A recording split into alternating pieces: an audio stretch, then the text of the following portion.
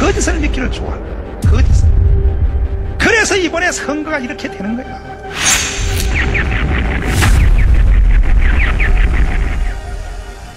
조선 말 흥선대원군의 우리 민족끼리 살겠다라는 시대착오적인 쇄국 정책으로 대한민국은 근대화의 과정에서 낙오되었습니다. 그 결과 1910년 한일 병합이 되어 36년 동안 일본의 나라를 빼앗기게 되었습니다.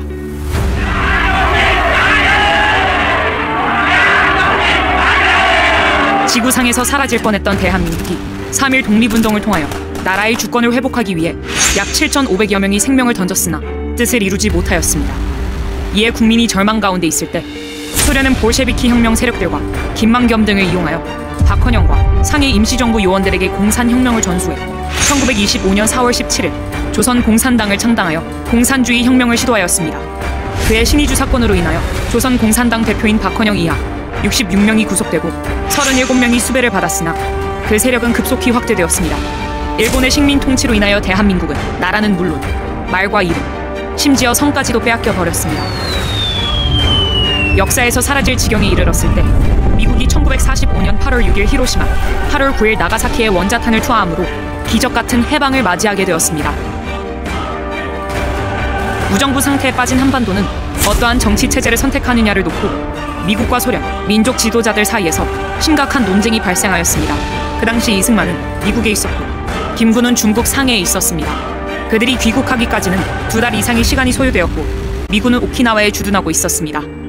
이 틈을 타 국내에 있던 박헌영은 이승만과 김구의 이름을 도용하여 1945년 9월 6일 전국에 147개 인민위원회를 조직하여 조선인민공화국을 선포하였고 무정부 상태 위에 정부 행세를 하였습니다. 박헌영이 일본인 명의의 적산과 토지 등을 강제 몰수하여 무상분배의 토지개혁을 시행한다고 국민을 선동하자 남한 국민의 78%가 이를 지지하며 대한민국은 광복의 기쁨을 누리기도 전에 조선 공산당의 지배하에 들어갈 뻔하였습니다. 이승만은 유엔과 미국의 협조를 받아 1948년 5월 10일 선거 가능한 지역에 대하여 먼저 총선을 시행하므로 1948년 8월 15일 대한민국이 건국되었습니다. 박헌영과 남로당은 총선을 방해하기 위해 대구 10월 폭동, 제주 4.3 폭동, 여수 반란 사건을 일으켰으나 이승만 대통령은 좌우 합작을 주장한 미소 공동회의를 제압하고 자유민주주의, 자유시장경제, 한미동맹, 기독교 입국론에 대한민국 4대 건국기둥을 세우게 되었습니다. 그 틀 위에서 4.19와 박정희 대통령의 새마을 운동을 거쳐 전쟁으로 폐허된 대한민국을 재건함으로 민주화를 지나 세계 경제 10위권의 중심에 서 있는 자랑스러운 대한민국을 우리가 누리게 되었습니다. 반면 북한은 사회주의, 공산주의, 사회통제경제, 조중동맹, 주사파를 종교로 만들어 조선민주주의 인민공화국을 건설했습니다. 김일성은 소련과 중국을 등에 업고 유엔의 결의와 온 민족의 염원을 무시하고 1948년 8월 25일 북한 자체 선거를 통하여 조선민주주의 인민공화국을 수립하였고 남한의 남로당과 공산주의자들을 선동하여 무장폭동을 일으켰습니다.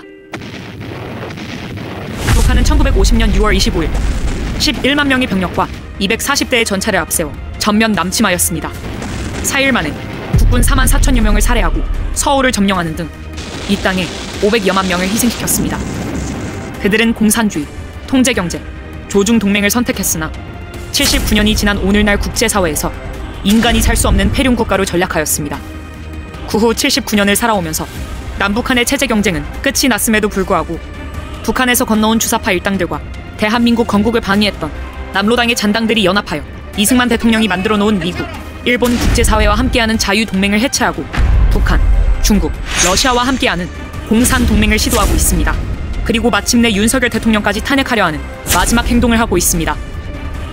오늘날 대한민국에는 1948년 8월 15일 대한민국 건국을 부정하며 역사를 왜곡하는 종북 좌파 사상을 가진 이들이 일어나 6.25 전쟁은 민족 해방 전쟁이고 미국은 한반도를 분단시킨 원흉이라고 말합니다.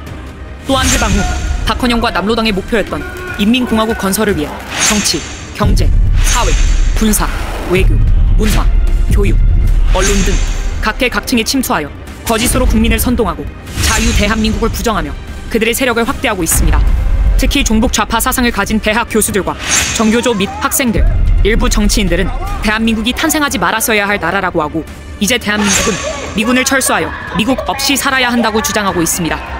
그들의 세력이 극도로 확장되어 윤석열의 용산을 점령하고 해방 후 78%의 국민이 박헌영과 남로당에 속았던 때를 재현시키려 하고 있습니다. 이로 인하여 대한민국에 발생하는 상처와 손실은 이루 말할 수 없으며 경제적으로 국가 1년 예산에 달하는 400조의 피해를 보고 있습니다. 그들은 가정과 학교, 사회와 국가를 분열시켜 선진국가 자유통일로 가는 길을 가로막고 대립과 반목을 조장함으로 국가와 사회의 혼란과 갈등을 조성하고 있으며 마침내 대한민국을 해체하고 북한으로 가려고 하는 행위를 노골적으로 추진하고 있습니다. 이제 우리는 79년의 대한민국 역사로 입증된 것을 거울 삼아 더 이상 한국 현대사의 거짓 논쟁으로 대한민국을 흔들지 못하게 해야 합니다. 박헌영과 남로당의 후예를 자처하는 주사파들은 자기 잘못을 역사 앞에 시인하고 참회하여서 조국 대한민국이 자유통일된 1등 국가가 되는 것에 적극적으로 협력해야 할 것입니다. 만일 주사파 일당들이 자신의 잘못된 주체 사상을 포기하지 않고 국민 속에 숨어 대한민국의 발전을 방해하며 주사파 운동을 계속한다면 대한민국은 결코 당신들을 좌시하지 않을 것입니다. 자유민주주의 체제를 위협하는 반국가 세력들이 곳곳에서 담약하고 있습니다. 폭력과 여론몰이, 선전, 선동으로 국론 분열을 꾀할 것입니다. 전 국민의 항전 의지를 높일 수 있는 방안을 적극 강구해야 합니다. 대한민국 국민 여러분, 대한민국이 자유통일과 세계 속의 선진국가가 되기 위해서는 문재인과 이재명을 속히 처벌하고 주사파를 척결하여 이승만 대통령이 만들어 놓은 헌법과 4대 건국기둥을 바로 세워야 할 것입니다. 이 일을 진행하기 위하여 진통이 있을 수 있으며 걱정스러운 일도 일어날 수 있습니다. 그러나 우리는 반드시 한 뜻과 한 마음으로 뭉쳐 이를 극복해야 합니다. 대한민국은 앞으로 나타날 영광을 위하여 그리고 국민 소득 5만 불, 자유통일 국가, 복지국가, 세계 인류 국가가 되기 위하여 정체성을 확립하고 그 책임과 의무를 다해야 할 것입니다.